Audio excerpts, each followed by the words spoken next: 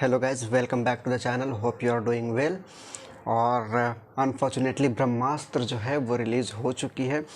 दोस्तों, बॉलीवुड जो है ना वो एक ऐसा नालायक बच्चा है जिससे अब किसी भी तरह का उम्मीद करना खतरे से खाली नहीं होगा। मतलब यानी एक ऐसा बच्चा जो कभी 10th में बुक खोल के नहीं देखा और अचानक से वो ये बोले कि हम एग्ज़ाम के लिए प्रिपेयर है पूरी तरीके से, तो दिल में एक डर सा बैठता है। सेम यहाँ पे भी बॉलीवुड की तरह है। जिस तरीके से पोस्टर्स और ट्रेलर रिलीज़ किए गए थे इस फिल्म का, तो ऐसा लगा था कि काफ़ी तगड़ी फिल्म होने वाली है, काफ़ी मस्त फिल्म होने वाला है, क्योंकि वीएफएक्स और एनिमेशंस वगैरह जिस तरीके से इसमें यूज़ किए गए थे, डैट वाज ऑसम। लेकिन नालायक नालायक होता है।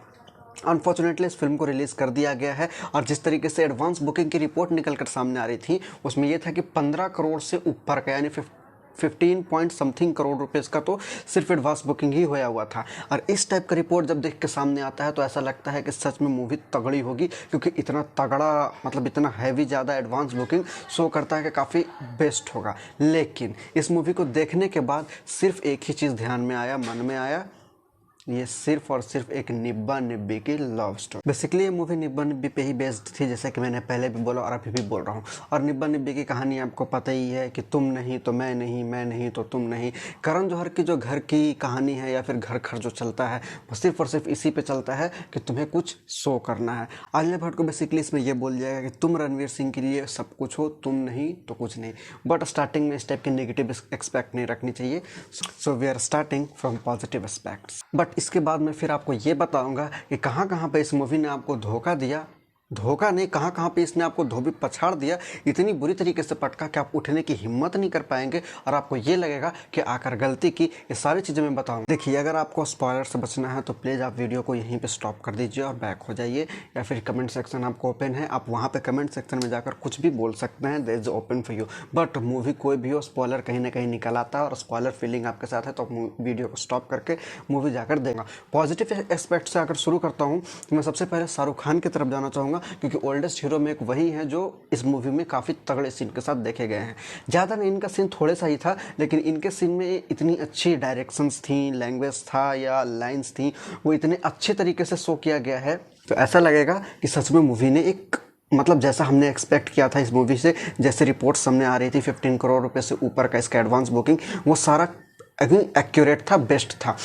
मूवी से आपका जो एक्सपेक्टेशन है वो बढ़ जाएगा। आपको लगेगा कि हमने पैसे सही जगह इन्वेस्ट किए 250-300 रुपये, और लगेगा कि हाँ सही जगह पे हम लोग आए हैं। वीएफएक्स और बैकग्राउंड या background music, all of those thing related to the Shahrukh Khan, वो काफ़ी अच्छा है। लेकिन जैसे ही मूवी ख़त्म होगा आपको यहाँ से बिल्कुल उल्टा थिंकिंग आना शुरू हो जाएगा, क्योंकि मूवी ख़त्म होने के बाद इस मूवी को जिस डायरेक्शन में मोड़ा गया वो एक होता है कि हाईवे पे जा रहे हैं और कंस्ट्रक्शन का काम की वजह से अचानक से डाइवर्जन आ गया, और जब गाड़ी डाइवर्जन से होकर निकालते हैं तो बिल्कुल हाईवे का चिकनापन और डाइवर्जन का रोखड़ापन, एकदम आसमान ज़मीन का फ़र्क, बिल्कुल यहाँ पे भी वही होता है। एक तरफ शाहरुख खान का मूवी इतना तगड़ा वीएफएक्स और तगड़ी लाइंस के साथ इतना तगड़ा सीन शो करता है कि आपको देखने के बाद लगेगा कि बिल्कुल परफेक्ट है, बिल्कुल एक्यूरेट है, एवेंजर्स जैसा फीलिंग आएगा। वहीं दूसरी तरफ जैसे उसका सीन ख़त्म होगा तो आपकी फीलिंग बिल्कुल उल्टी हो जाएगी। ऐसा लगने लगेगा कि क्या था ये, बिल्कुल मतलब निब्बा निब्बी की लव स्टोरी, छपरी निब्बा निब्बी की लव स्टोरी जो 9 साल और 11 साल के बीच शुरू हो जाता है। पॉजिटिव में दूसरा नाम सबसे पहले जो आता है वो वीएफएक्स का आता है। वीएफएक्स जो इस मूवी में यूज़ किया गया है वो अभी तक के बनाए हुए बॉलीवुड की सारी मूवीज़ में वीएफएक्स इसका बेस्ट होगा। इसके ठीक पहले अगर वीएफएक्स की मैं बात करूँ तो एक रावण और जीवन करके एक मूवी आई थी, I am not confirm, movie Shahrukh Khan की मूवी थी। उसमें जो वीएफएक्स यूज़ की गई थी थोड़ा बहुत यही था, लेकिन उससे कहीं ज़्यादा पावरफुल इसमें वीएफएक्स यूज़ किया गया है।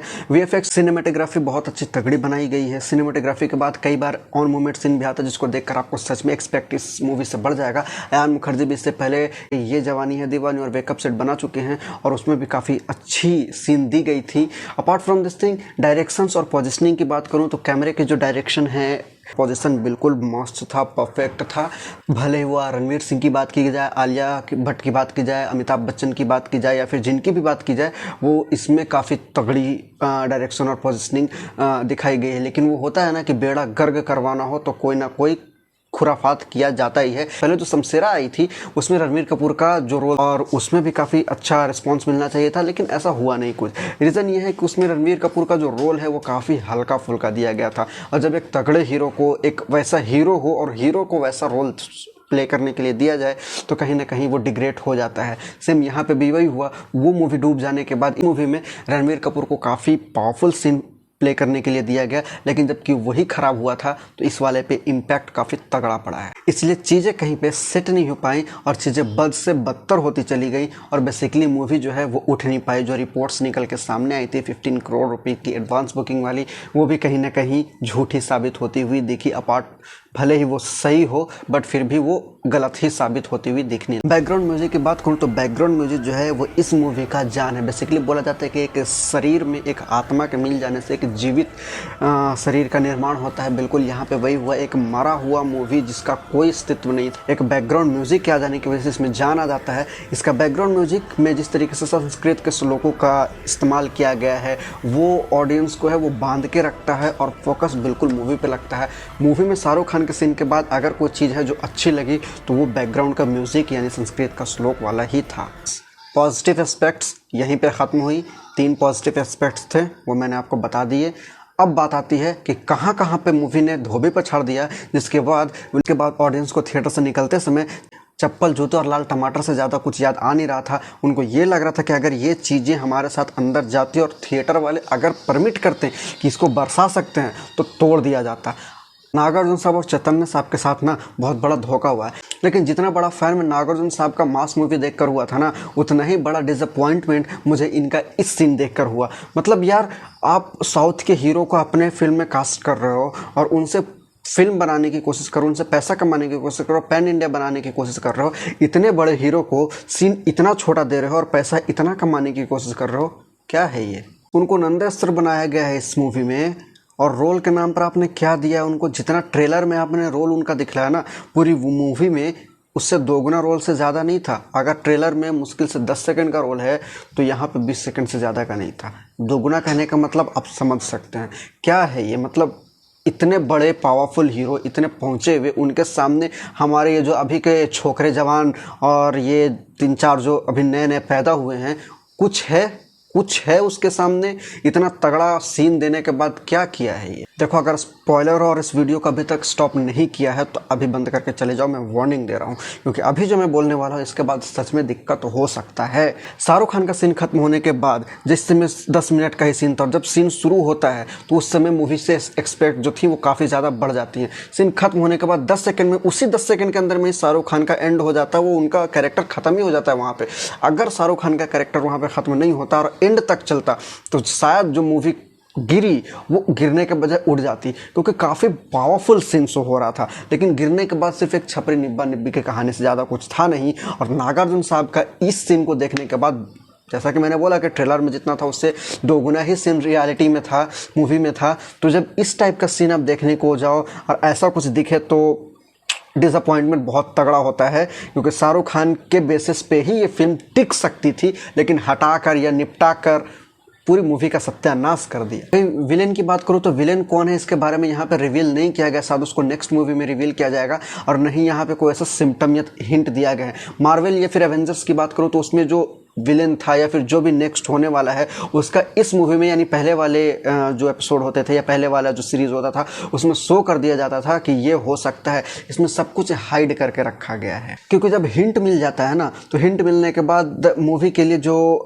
तड़प होता है वो बढ़ जाता है कि अरे यार ये इसमें ऐसा है तो हो सकता है कि अगले बार में क्या पावरफुल होगा। एक थिंकिंग जो है वो धीरे धीरे जमती चली जाती है और छोटा सा चिंगारी आग का रूप ले लेता है। लेकिन यहाँ पर सब कुछ हाइड रखा गया, जिसकी वजह से कहीं ना कहीं एक ये बात और सामने आती है कि ये मूवी दोबारा जो इसका पार्ट आएगा, पार्ट 2, वो भी कहीं खड़ा हो पाए या ना हो पाए। और सबसे ज़्यादा इरिटेटिंग अगर इस मूवी के लिए मैं बताऊँ, जिसकी वजह से मेरे चेहरे पे स्माइल भी है और माथे में गुस्सा भी, तो वो है आलिया का रोल प्ले। मतलब इंपॉर्टेंट सीन चल रहा है और वहाँ पे आलिया आ जाती है।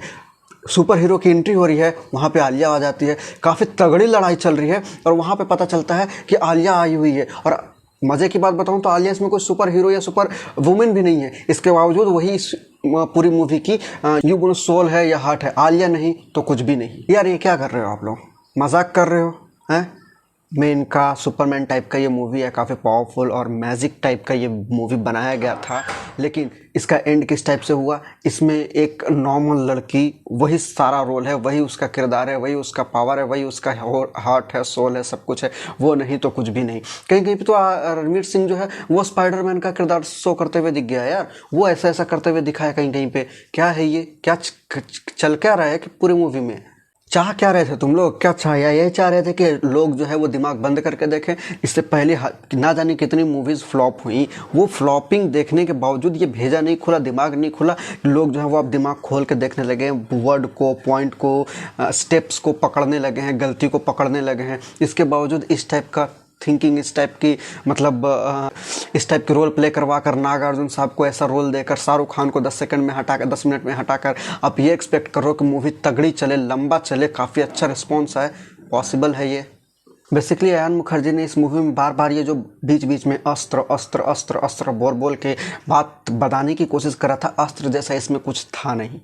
क्योंकि ये मूवी सिर्फ और सिर्फ लव स्टोरी, छपरी निब्बा निब्बी की लव स्टोरी पे टिकी हुई थी, और वो छपरी निब्बा निब्बी की लव स्टोरी भी लव स्टोरी जैसा कुछ था नहीं। इसमें शुरुआत होते ही ख़त्म हो गया। एक दो कैरेक्टर जिनके बेसिस पे इसमें जान आई थी, उनका रोल 10 सेकंड 20 सेकंड और 10 मिनट 20 मिनट से ज़्यादा का था नहीं, जिसकी वजह से ये मूवी पूरी तरीके से फ्लॉप हो गया। वीएफएक्स काफ़ी तगड़ा था, एनिमेशन काफ़ी तगड़ा था, लेकिन उससे क्या ही हो सकता है जब मूवी में जान ही नहीं हो। तो लव स्टोरी का मूवी बन रहा और लव स्टोरी जैसे इसमें कोई कनेक्शन दिखे ना तो कोई फ़ायदा होता नहीं। एक मूवी आई थी लव स्टोरी पे रिलेटेड, कबीर सिंह, वो मूवी जिस तरीके से इम्पैक्ट डाल रहा था, ना कोई वीएफएक्स ना ही कोई तगड़ा, सिर्फ लव स्टोरी पे ही मूवी था, लेकिन काफ़ी अच्छा इम्पैक्ट मिला था, काफ़ी अच्छा रिस्पॉन्स मिला। इसमें ऐसा कुछ नहीं था, ये पूरी तरीके से सत्यानाश किया गया है मूवी का। देखो, अगर कैरेक्टर की बात कर रहा हूँ और कैरेक्टर में मौनी रॉय की बात ना करूँ तो ये तो गलत हो जाएगा। मौनी रॉय को बेसिकली इसमें देखने के बाद सबसे पहले जो मुझे याद आया वो तो नागिन का याद आया, उसके आसपास का वीएफएक्स और बैकग्राउंड देखने के बाद ससुराल सिमर का याद आया, और कहीं ना कहीं इस मूवी को देखने के बाद, मौनी रॉय का कैरेक्टर देखने के बाद मुझे ऐसा लगा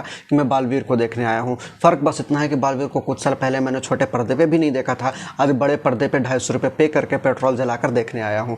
इसमें मौनी रॉय जिस शो करने की कोशिश कर रही थी वो उससे शो हो नहीं पाया। कहीं ना कहीं का लगभग पूरी सीन में ही मौनी रॉय का बहुत कुछ लैग हुआ है, जिसकी वजह से उसमें जान आ सकता था कहीं ना कहीं, लेकिन वो छूट गया, लैग हो चुका। जब इतने बड़े पर्दे पे मूवी बना रहे हो, इतना बड़ा तगड़ा मूवी बना रहे हो, इतने काफ़ी पावरफुल हीरोज़ को आप कास्ट कर रहे हो, नागार्जुन साहब हैं, रणवीर है, आलिया है, मोनिका है, तो इन सबको जब ऐसा कर रहे हो तो कहीं ना कहीं ऐसा होता है कि सारे हीरोज़ को, सारे कैरेक्टर्स को एक दूसरे के साथ कांटेक्ट बनाना, कनेक्शन बनाने की वजह से, कनेक्शन बनाने से जो मूवी में जान आती है वो आ जाती है। लेकिन शाहरुख खान का जो सीन है वो 10 मिनट में ही ख़त्म हो जाता है, वही नागार्जुन साहब का जो सीन है वो भी कहीं ना कहीं 1 से 2 मिनट में ख़त्म हो जाता है, और इसकी वजह से मौनी रॉय, वो उसका कुछ पता चला नहीं कि था क्या, सीरियल का ही याद आ रहा था। रही बात आलिया और रणवीर का, तो इन लोग दोनों का तो भाई थूक नहीं है मुंह में, क्योंकि शाहरुख खान का जब सीन शुरू हुआ था ना तो वहाँ पे काफ़ी अच्छा कनेक्शन मिला था।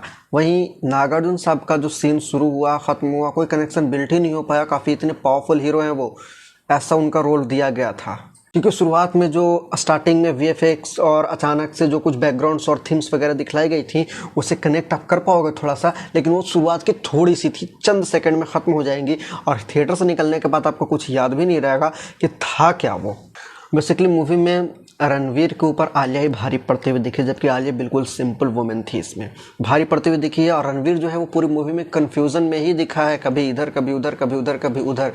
रणवीर को देखकर ऐसा लगा था कि वो छूटा हुआ घोड़ा है जिसके मुंह में लगाम लगाने की ज़रूरत है, और इसके बाद उसको कंट्रोल करके एक पावरफुल कैरेक्टर में प्ले कर सकते थे, लेकिन ऐसा कुछ हुआ नहीं। और हो सकता है कि उसके मुंह में लगाम शायद अगले पार्ट में डाल दी जाए। इसलिए इस मूवी का भी बाइकआउट हो रहा था, और बाइकआउट के बीच में इस मूवी ने जिस तरीके से प्रॉमिस किया था लोगों को कि हम आपको काफ़ी अच्छा कंटेंट देने वाले हैं, काफ़ी अच्छा सीन शो करने वाले हैं, इसके बावजूद जो रिपोर्ट निकल के सामने आ रही थी उससे भी कहीं ना कहीं एक कनेक्शन जुड़ रहा था इस मूवी के साथ। लेकिन इस मूवी को देखने के बाद जैसा एक रिव्यू निकल के सामने आया माइंड में, वो यही लगा कि बॉलीवुड एक धोखेबाज धोखेबाज है, धोखे के अलावा उसको अभी के ज़माने में कुछ नहीं पता है।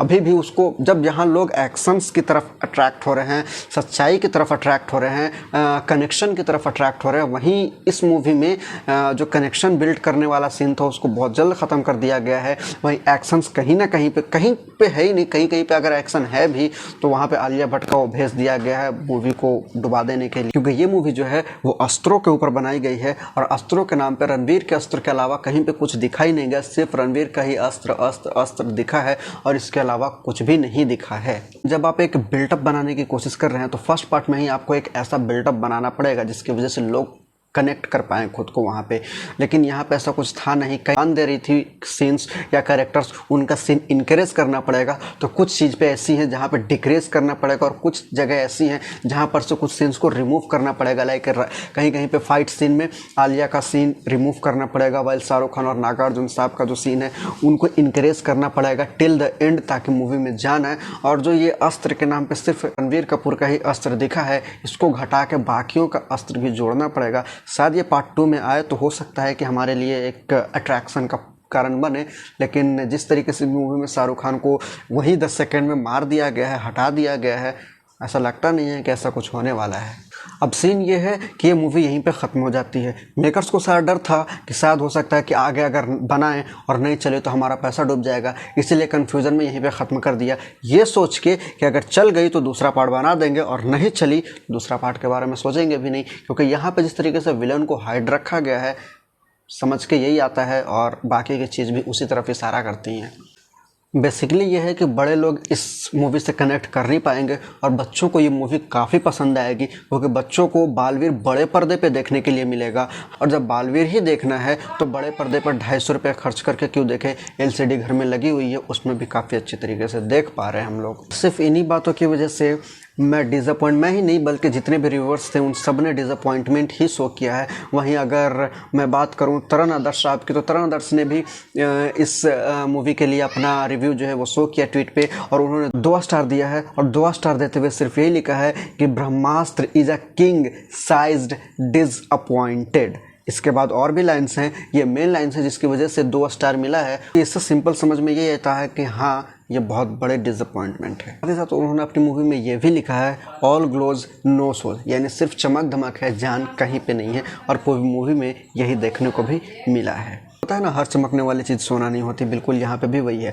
अब जिस तरीके से प्रॉमिस की गई थी और रिपोर्ट दिया गया था ना, उस बेसिस पे जो शुरू के 3 दिन की जो बिजनेस हुई थी वो काफ़ी तगड़ी हुई थी एडवांस बुकिंग के बेसिस पे। लेकिन इस मूवी का ओरिजिनल जो है रिकॉर्ड या फिर ओरिजिनल बिजनेस जो है या फिर ओरिजिनल जो इसका पावर है वो तभी पता चलेगा जब संडे क्रॉस होगा। संडे के बाद इस मूवी का अस्तित्व जो है वो समझ में आएगा, अभी तक तो प्रॉमिस बेसिस पे ही चल रहा था। तो मिलता हूँ आपको फिर किसी नई वीडियो में किसी नए टॉपिक के साथ। Till that time take your care and bye bye.